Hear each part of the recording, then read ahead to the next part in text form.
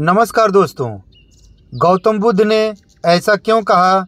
हर पुरुष की 4 पत्नियां और हर स्त्री की 4 पति होने चाहिए। आज हम इस वीडियो में जानेंगे कि गौतम बुद्ध ने ऐसा क्यों कहा। दोस्तों, बौद्ध धर्म के प्रवर्तक गौतम बुद्ध को बौद्ध धर्म के अनुयायी के रूप में जाना जाता है। दुनिया भर में बुद्ध को मानने वाले लोग हैं। उनके विचार, ज्ञान व उपदेशों से जीवन को नई दिशा मिलती है। भगवान गौतम बुद्ध को विश्व के प्राचीनतम धर्मों में से एक बौद्ध धर्म का प्रवर्तक माना जाता है। उनके अनमोल विचारों से जीवन की दशा और दिशा बदल जाती है और नई प्रेरणा मिलती है। लोग उनके उपदेशों और विचारों को ग्रहण कर उसका पालन करते हैं। लेकिन गौतम बुद्ध के कई विचारों में से एक हैं 4 पति पत्नी होने से जुड़े विचार, जिसे जानकर आप चकित रह जाएंगे। गौतम बुद्ध के अनुसार हर पुरुष की 4 पत्नियां और हर स्त्री के 4 पति होने चाहिए। लेकिन आखिर उन्होंने ऐसा क्यों कहा? इसके पीछे का कारण क्या है? इसका जवाब आपको इस कहानी में मिलेगा। दोस्तों, एक व्यक्ति की 4 पत्नियां थीं। उस दौर में पुरुषों को एक से अधिक पत्नियां रखने का अधिकार प्राप्त था। व्यक्ति का जीवन अपनी पत्नियों के साथ अच्छा चल रहा था, लेकिन कुछ समय बाद व्यक्ति शारीरिक परेशानी से घिर गया और काफ़ी बीमार पड़ गया। बीमारी इतनी जटिल थी कि ठीक होने के बजाय दिन ब दिन स्थिति खराब होती जा रही थी। अपनी हालत देख व्यक्ति को यह समझ आ गया कि उसकी मृत्यु का समय नज़दीक है। इसे लेकर वह उदास रहने लगा। एक दिन उसने पहली पत्नी से कहा, प्रिय, मेरी मृत्यु नज़दीक है। मैं जल्द ही अपने शरीर का त्याग कर संसार से मुक्त हो जाऊंगा, लेकिन मैं अकेले नहीं जाना चाहता हूं। मैंने हमेशा तुमसे प्रेम किया और आज भी करता हूं। क्या तुम मेरे मृत्यु के बाद मेरे साथ चलोगी?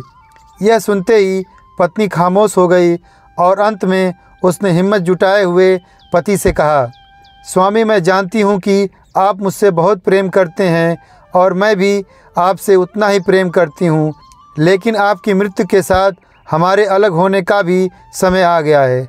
यह कहते हुए पहली पत्नी ने मृत्यु के बाद उसके साथ चलने से इनकार कर दिया। इसके बाद वह व्यक्ति अपनी दूसरी पत्नी के पास जाकर उससे भी यही प्रश्न पूछते हुए कहता है, क्या तुम मेरे मृत्यु के बाद मेरे साथ चलोगी? जवाब में दूसरी पत्नी कहती है, जब आपकी पहली पत्नी ने ही आपके साथ जाने से इनकार कर दिया तो मैं आपके साथ कैसे जा सकती हूँ? यह कहते हुए वह भी उसके पास से चली जाती है। व्यक्ति की मौत अब बेहद करीब रहती है और वह मृत्यु के बाद अकेले होने के कारण उदास मन से तीसरी पत्नी को बुलाकर भी यही प्रश्न करता है। तीसरी पत्नी भी मृत्यु के बाद उसके साथ जाने से इनकार कर देती है। मृत्यु को और करीब पाकर अब व्यक्ति की सारी उम्मीद खत्म हो चुकी थी और अंत में वह अपनी चौथी पत्नी को बुलाया और हिम्मत जुटाकर वही प्रश्न पूछता है जो उसने अपनी तीनों पत्नियों से पूछे थे। व्यक्ति कहता है, मैं मरने के बाद जहाँ भी जाऊँगा, क्या तुम भी मेरे साथ वहाँ चलोगी? तब चौथी पत्नी कहती है, स्वामी, मैं आपके साथ ज़रूर चलूँगी। आप जहाँ भी जाएंगे मैं भी आपके साथ चलूँगी और आपका साथ दूँगी, क्योंकि मैं खुद भी आपसे दूर नहीं रह सकती।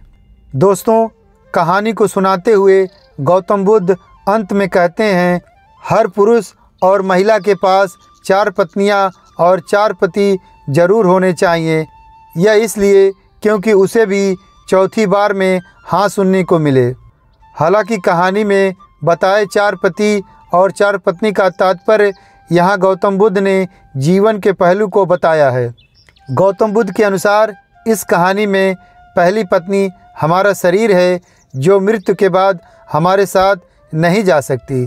इसलिए मृत्यु के बाद शरीर को जला दिया जाता है या दफना दिया जाता है। दूसरी पत्नी हमारा भाग्य है।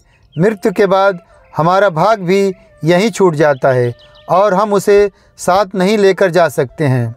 तीसरी पत्नी का संबंध रिश्तों से है। मृत्यु के बाद रिश्ते नाते सभी यहीं छूट जाते हैं और हम चाह कर भी इसे अपने साथ नहीं ले जा सकते।